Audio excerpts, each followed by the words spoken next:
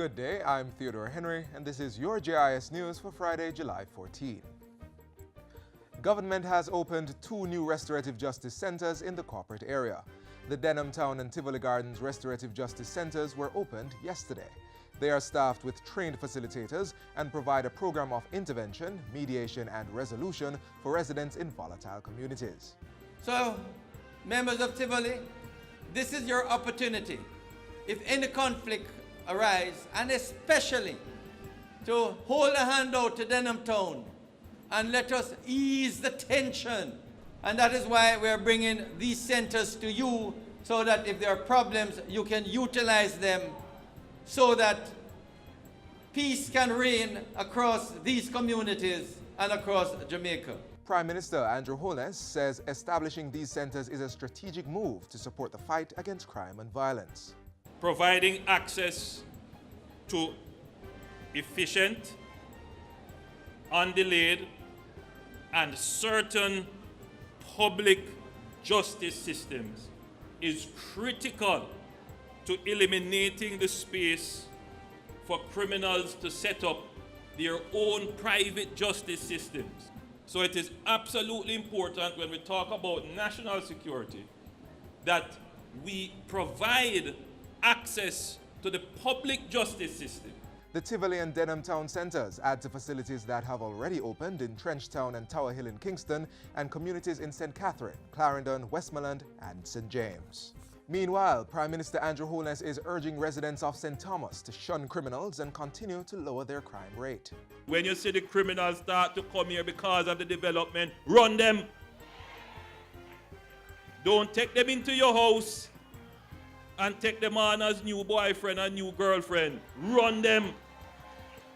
Make sure that your parish remains safe and secure, because that is going to be one of the greatest attractions for investors to come here. Mr. Holness was speaking Thursday night at the second Hope for Jamaica Town Hall in Morant Bay. Since the start of the year, 10 murders have been recorded in St. Thomas. Work on the 110-kilometer Southern Coastal Highway is projected to start early next year. Communication and Customer Service Manager at the National Works Agency, Stephen Shaw, gave the update during Thursday's town hall meeting in Morant Bay. He said an environmental impact assessment report has been done and was being reviewed by the National Environment and Planning Agency, NEPA. Public consultations will begin in the next 60 days. Mr. Shaw also revealed that a cabinet submission was being prepared to acquire land for the widening of the roadway which runs from Harbourview in Kingston to Port Antonio in Portland. All being well, we expect that China Harbour will be able to show us a final design by December. So realistically, we are looking at early next year insofar as equipment being on the ground is concerned. What you are going to be getting at the end of the day is a vastly improved road network between Harbourview and Port Antonio. Delinquent motorists are getting the opportunity to pay their fines on outstanding traffic tickets without incurring a penalty or interest through an amnesty scheduled to run from August 2 to October 31.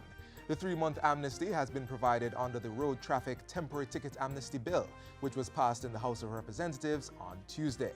It will affect tickets issued over a more than 6-year period from September 1, 2010 to July 31, 2017. National Security Minister Robert Montego says the measure will give persons an opportunity to clear their driving record before the enactment of the new Road Traffic Act. It also seeks to enhance revenue administration and collection. Presently, Mr. Speaker, the data shows that the outstanding traffic tickets in the courts total a sum of $2,283,841,900 Jamaican dollars. Additionally, the records of the Inland Revenue Department shows that there is $565,925,300 Jamaican dollars in outstanding tickets as of December 31st, 2016. As such, Mr. Speaker, this amnesty will seek to facilitate the collection of these monies for the public purse. To ensure the collection of these sums, the National Security Ministry will undertake a public education campaign focused on the target audience. A series of briefing meetings will also be held with key stakeholders. Additional cashier stations and security personnel will be provided at the Tax Administration Jamaica to manage the expected influx of motorists. Minister Montego says during the amnesty, motorists will have the option of contesting their tickets in court. The relevant laws will be suspended to prevent the police from issuing warrants for the arrest of affected traffic ticket holders during the period of amnesty.